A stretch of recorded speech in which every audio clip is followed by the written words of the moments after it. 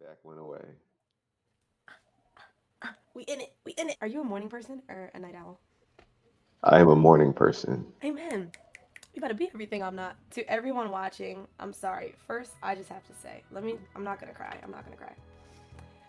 Evan Harden, you are kicking off the second season of the Mirage podcast. Thank you for inviting me. I appreciate that. You are more than welcome. I'm humbled and flattered, and I will tell everyone shortly how we are connected in the first place. This podcast is something that I truly did not think I was going to make happen for a very long time. For many, many reasons. It was like, all right, I don't feel confident enough to do it. Nobody wants to hear me talk. Nobody wants to blah, blah, blah, blah, blah, right? So it was that.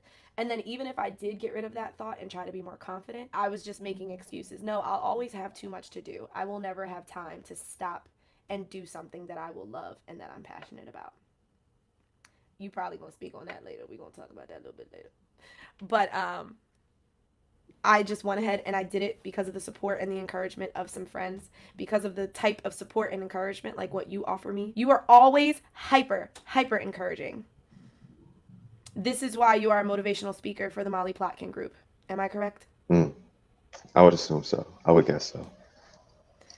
It's beautiful that it comes naturally to you and it comes from the depths of your spirit where you truly want to see everyone around you be better and be the best version of themselves. Mm, Um, so the fact that you are here kicking off the second season, which I didn't even think I was going to be able to do, seeing you walk in your purpose, seeing you not give up on yourself, seeing you strive to be the best at what you're doing, not just chill in that mediocre lane. I look at those three things and I say, Evan's doing it. Why can't I? mm. So you have been an incredible example as you transform your life and transform the lives of those around you. So thank you very much for being here That to means do so that. much. Thank you. That means so much, Ava. I appreciate that. I do. Thank you. Thank you. That means a lot. I appreciate you. So, with all that being said, I just touched on the surface. Can you tell me what the staples of Evan Harden are? If Mm. someone were to want to know who Evan is, what would be those top three things that you would say? You want to know who I am, real quick? What does your Tinder bio say, Evan? Wow. I like that question. I would say first it begins as Evan is a man of his word. Mm, The second one would be Evan is love. The third one would be Evan is purpose. So those would be like the staple of like who I am. yes, this podcast is about seeing beyond the surface of a person. So when I go on your Instagram, I might see you working out. I might see you at the bar park. I might see you giving a motivational speech. But this podcast is about what is behind the things that you can, just hop online and see about somebody. Great. I love that your three answers were not what I would normally see if I typed your name in Google. Mm. That was perfect. The first one I said, being a man of my word, uh, I've learned that how important it is to stand Mm-hmm. behind what you say. Um, Not only keeping commitments to yourself, but to others. And that means a lot. Yeah. Especially to me and myself. And I believe in how you treat yourself, and then you reflect that and treat that, with how you treat others. Um, the second one, uh, just being love. That's just how I walk. I believe in God. I believe God is love, and God is within us. So I just that's just how I walk. I walk a path of love, and it reflects on my purpose, on how I just want to help people, help make a change, and just give as much as I can. Just give as Mm. much as I can. My purpose is to spread God's message through my talents, through my particular skills. However, that comes across for different people and whatever Right. they need. Right. You know, but at the basis of it all, for me, it started with fitness and health, and finding a way to enrich my community through that. Right. Helping people uh, live a higher quality of life. Yep. Hmm. So I'm going to go backwards a little bit. Evan and I are connected. We are friends, very close friends, because of family. Family that is not blood related.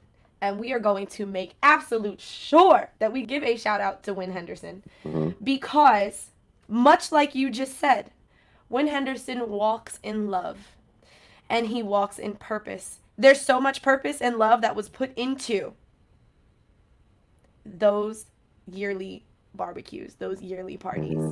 Hmm. Hmm. And what I love is that it's something that grew over time where like we got older. And at first, yeah, we were just kids and it was about the adults getting together and somewhere for all of the kids to go. And I mean, we were kids, y'all, okay? Then you get older and then you're teenagers and then it's not as important to you.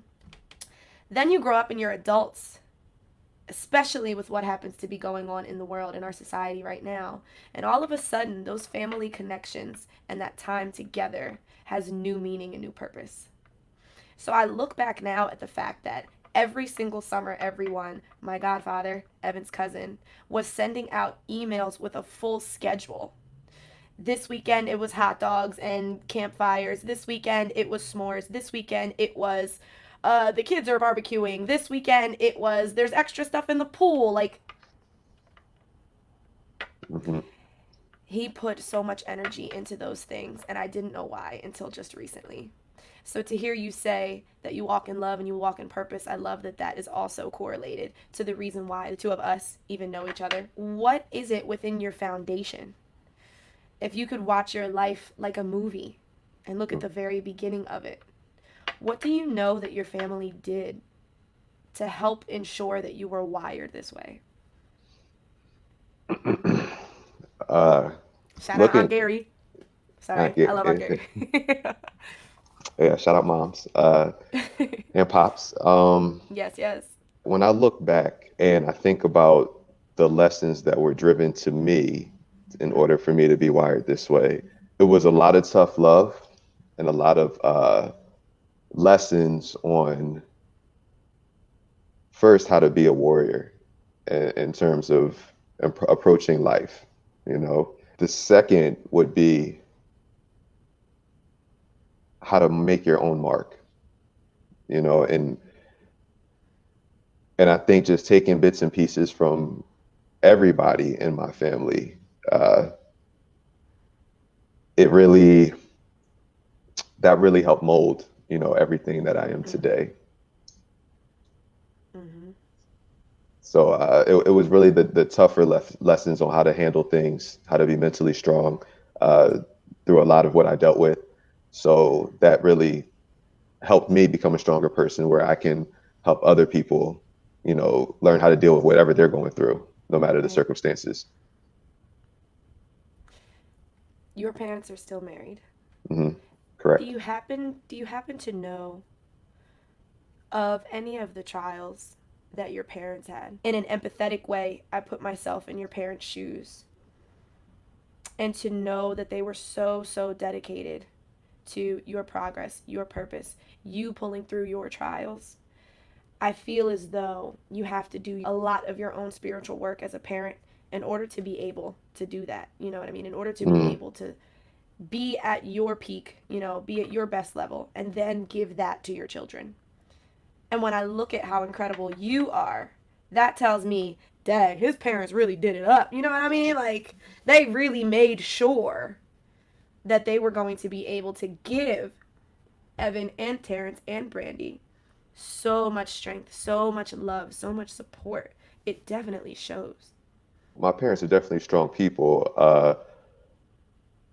If you're looking like a particular endeavor, I can say they overcame together in raising us. I mean, Mm, growing up, I was born in Boston. We moved to Philadelphia, and the house we moved into, uh, first my dad saved it from the city being taken, uh, mm, but it was kind of in shambles. The house, there were like mm, squatters there, and people had to be kicked out, and mm, it was you know really bad in really bad shape. Stairs, some steps were missing, and you know mm, holes in the ceiling. But and I can understand how tough it may have been for my parents raising kids in that sort of situation. Right. Um, yeah, I can just remember being it wasn't the best, but they stuck it out. And reflecting now on as a grown man on how my parents handled the situation, they stuck it out. They worked it out. They managed to rebuild out the house, make it beautiful, uh, Mm. livable, to where you want to invite people over, Right. um, and just for them to overcome something like that together and stay positive that it was going to become a better situation. Um, that's something right there I can Right. tap into and reflect on that they persevered through. Yes. Perseverance, and what I hear is like dedication. Dedication on Hmm. an extreme level. Patience, everything. Oof. When you end up in the toughest of times, how you may want to give up, but Hmm. don't. When have you wanted to give up? Or what do you say to yourself when you feel like giving up? Honestly, I don't know if you ever feel that way. Ladies and gentlemen, I can't see Evan ever giving up. I know this podcast is about honesty and transparency and vulnerability, and I'm halfway joking right now, but listen. I know you're human, Evan, but Hmm. you don't seem like the type of person that ever puts any energy into giving up. Um, I can say there have been times where I have given up on myself in the sense that I didn't think I could, you know, achieve Mm, a certain level. Um, Small instances where I felt that, or times where I felt I couldn't bring the following that I wanted, bring the gathering of people to believe in what the vision that I had. mm, And it took time for me to be able to say, um, I'm here.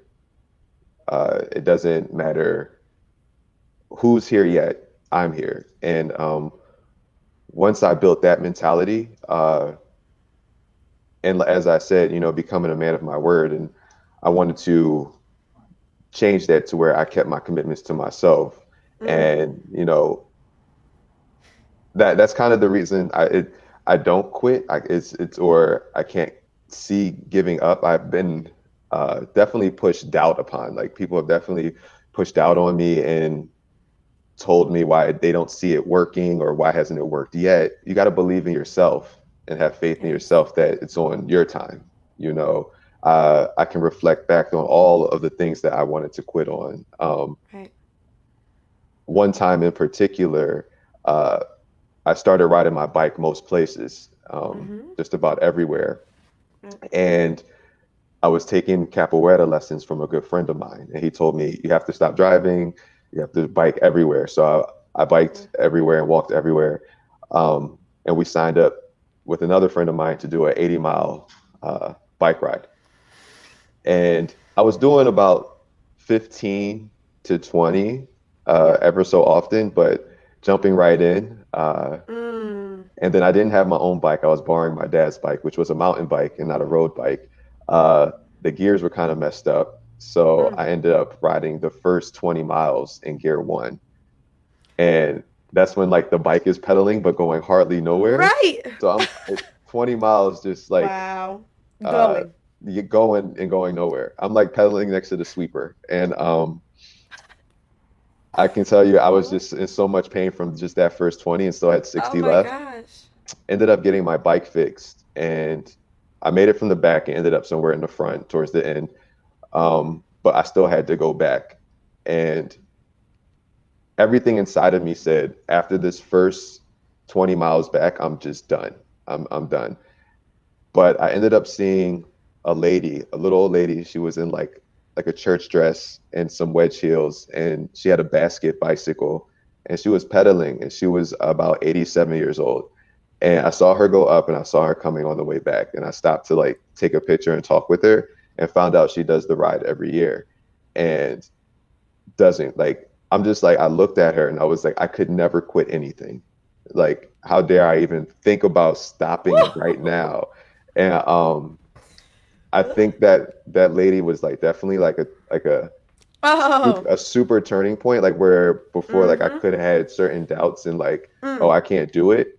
And then like it switched, then I was like, no, like never I thought again. you were gonna say that lady was definitely an angel. Like in my brain, it's like in the movies where like this person pops up, God put them there. You turn around, where'd they go? Like, Yeah, yeah, wait, she was just here, and God's like, nah, nah, I had to do that just for you, okay? yeah. The I rest watched of the her. world didn't need her. You needed her.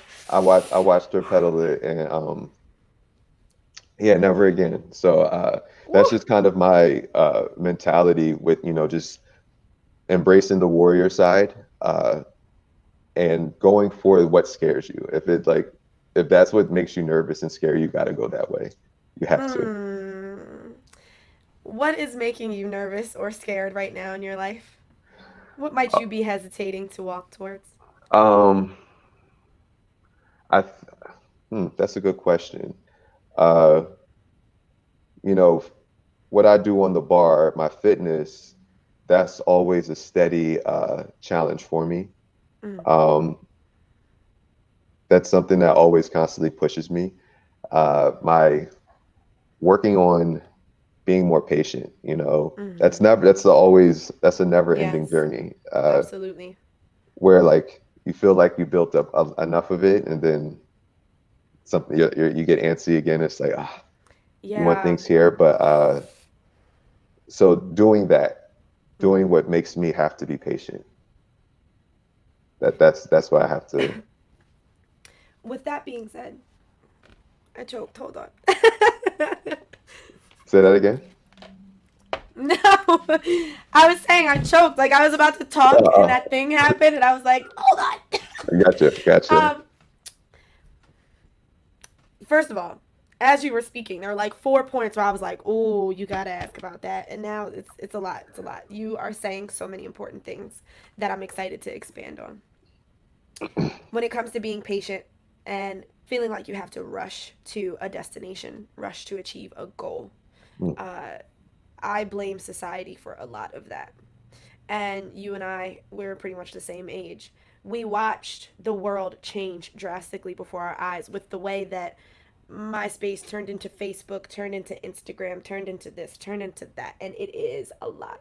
mhm. Your need to achieve something sooner than later, how much of that do you blame on the constant feed of, the comparing yourself to other people on all of these social media? Not, and you know what? I got to stop saying social media platforms. That used to be how I felt, but now I take a step back and I realize it's not just social media. It is just media. Period. Everyone is in this constant state of if you're not here, comparing you to this person, etc. How do you combat that? As I started to change gears in my mind and walk more in my purpose, uh, Mm, and focus on connecting more with myself, mm, that I started to see the purpose in my journey. You know, uh, we're all different. We all want different things. We all have different skills and talents. I believe once you appreciate your own personal journey, um, that's where it really stops. Uh, because without it, you don't really have that story, and all those things on your journey is what helps you, continue right. along your way. So, I mean, I know what my purpose is and the things I would want to manifest for myself at times, and Mm, I can't compare that to what somebody else may, or I don't know what they're thinking. I don't know what they want in right. life and why things are that way. Yep. Um, and then as far as social media or the internet, a lot of people post the best of what Mm, they have, and at other times you realize people, most of the time, 90% of the time, aren't being honest. So, because you know people who personally who are one thing and post another thing, and you don't have to speak on it. It has nothing to do with anything, and whatever they want to show online is up to them. right. But when you realize that, you take away a lot of power from it. If you use it as entertainment and surface level, and keep it at that, then that's what it is. But if you think that's what life is, uh, Mm, then that is that is your perspective as well. It's a tough perspective. I don't Right. think it's a healthy one. If you know yourself, know what you want, understand, and keeping your eye on where you're going, how other people move and navigate shouldn't affect you. You can speak to people who you may perceive as doing amazing and you're envious of that. And then you speak to them, and to them, that's not even the point they want to make it to. Mm. You know, Ooh. that's not where they think they need to do more according to what they may be seeing or what they may Right. believe. So you're envious of somebody who's not even at a place where they are, are reaching their highest goal. Right. So, I would love to wrap up with two stories from you. I would like a story from the person that has inspired and impacted or molded you the most in your life thus far. I want to hear about that person, but I also want to hear about the person or the situation that you know you have done that for. mm. So of course, my parents, I can look back on many instances and lessons that they have given me that helped me become the man I am. Okay. So that goes without saying always. Yes. But for those that really know me, they know I had a really, really close connection with my grandpa. And a lot of who he was, because I spent a lot of time when I was little growing up with him. Uh, the lessons that he gave me were very, very influential. Who he was, how he moved. Um, he always taught me to walk. I think went so long without the need of a car. Um, I just wanted to walk. I just wanted to bike everywhere, and you spend a lot of that time without music, without just being quiet, just listening to yourself, listening to your own thoughts, being aware of what you think about. Um, that has done so much for me. Uh, the how I'm able now to even control what I'm thinking. There are no random loose thoughts that I'm not aware of that I can't focus on, you know? Mm. So being that stillness all that time, walking, that's been so important in my life. Just listening to myself, the lessons that, he taught me as far as, like I say, life's good if you don't weaken. Uh, Yes. Thank you for bringing that back. my dad always reiterated it as well. And so like Mm. when you when you think about that, you think about every time you run into a challenge or life's really hard or you think the plan isn't working, Mm. um, it's supposed to be like that. It's supposed to Right. build you up. You don't get any experience points from doing something that you know is very, very easy and you've done it many times. It's Mm. when you overcome something that's really hard. That's when you get tougher. That's when life gets easier. Then conquering challenges becomes something that's Right. repetitive and Right. easy. You know, so that I believe that right there is is for me something that really sticks. And as far as me knowing how I'm helping people, part of my purpose again is just helping people through what the talents that I have. And I know there's a lot of kids that I've worked with. I know there's a lot of other Mm. trainers that I've worked with. I know there's many people that I have worked with. If you look on my page, I really don't post a lot of who I train or Mm-hmm. my clients that much. That's not really for me to like. I don't like that they want to gloat on their end about the skills they have Right. learned and Right. stuff like that. Like that's up to them. Um, but people who know the relationships I Mm-hmm. build, like, understand what happens when I work with them and just seeing where people have gone and how they take things after, Right. they learn one thing and it just pushes them to do another. Um, Mm-hmm. that I guess it can be like even building the park where during COVID, the gyms were closed, and people had somewhere to go, somewhere to work out, Right. somewhere to find something different to stay active. Just whatever I can do, and Hmm. hopefully later on, 20 years from now, Right. some kid I worked with does something amazing, and it'll be cool. And he does an interview just like this one, and the person asks him, "Who do you owe your success to?" And who was once a little boy and is now a grown man says, "Well, you know what? I did work with Evan Harden back in Philly. He is the founder of, the National Bar League, and he Hmm. he designed the first bar park in Philly. I had the privilege and the honor of working with him, and he said to me, 'Drive your own car. Don't worry about somebody else's car.'" And it stuck. And it stuck. Just like it's about to stick on my whiteboard as soon as I get up from this chair. That's beautiful. There you go. Life happens aside from being kids and being able to get together more frequently when we were younger. I have officially held back tears twice within this interview. I think I did a good job not Definitely showing that it was composure. You happening. did I feel well. like you didn't know. But I wonder if, because we haven't had a chance to talk in depth about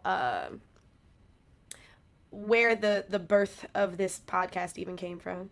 And this is not me trying to make this about me. This is me Mhm. sharing with you a way that we connect and something that you said that I truly understand. This podcast is here because of my grandfather Mm. as well. I love that you said on those walks, there's no music, there's no distractions, there's no this and that. It's just you and you, right? Mhm. The time that I spent with John Latney, it was the two of us sitting on a porch. It was birds chirping. It was cars going by on the street next to his house. And it was him talking and myself talking. And the conversations were endless and they were ridiculously transparent and honest. And every single thing he said, like you said about your grandfather, the advice that he gave, the stories that he told, who he was, the way that he walked, we were so impacted by that Mhm. that the only option is, how do I take this and make it grow? How do I water who that person was through who I am, Mhm. right? So you're clearly doing that. For me, this podcast is me saying, you know what? I wish that I could go back and listen to every single thing that he said. And had I had this podcast, had I been recording it, and editing the conversations or whatever, then I'd be able to go back and listen to the things that we so often need to hear again and Mhm. again. Or, Mhm. wishing that we could call them up on the phone to say dumb stuff like, "Hey, I know you told me that story. I'm so mad I forget that story. Please tell it again." Mhm. So for me, this podcast is, hey, I know Evan Harden came on here and said, don't give up on yourself. Push past your trials, especially because of that 87-year-old woman. Go on walks. Get to know yourself without any distractions. I need for people to be able to go hit play on this interview when they need it, whenever they need it. That's my connection with my grandfather. That has quite literally led us right here. So when you were explaining all that, I totally got it. I totally got it. That's beautiful. Yeah. And with that being said, you are doing a beautiful job Thank making you. him totally proud. Thank you. I appreciate that. I really do. Absolutely. Absolutely. What would you like to say to conclude? How do we Um. wrap this up? What do you want to leave with anybody who listens to this? Uh. Okay. Um. I would say two things Mhm. because you've done such a. This has such been a wonderful experience with you, Ava. Completely. Uh, very different and introspective type of interview um, that I've been a part of, and I really enjoyed it Thank you. because it touches on a deeper side of me that I enjoy exploring and connecting with. Good. But two things. One is something that really pushes my purpose forward, and also my dad used to say it a lot. Mm-hmm. Is how do you move a mountain?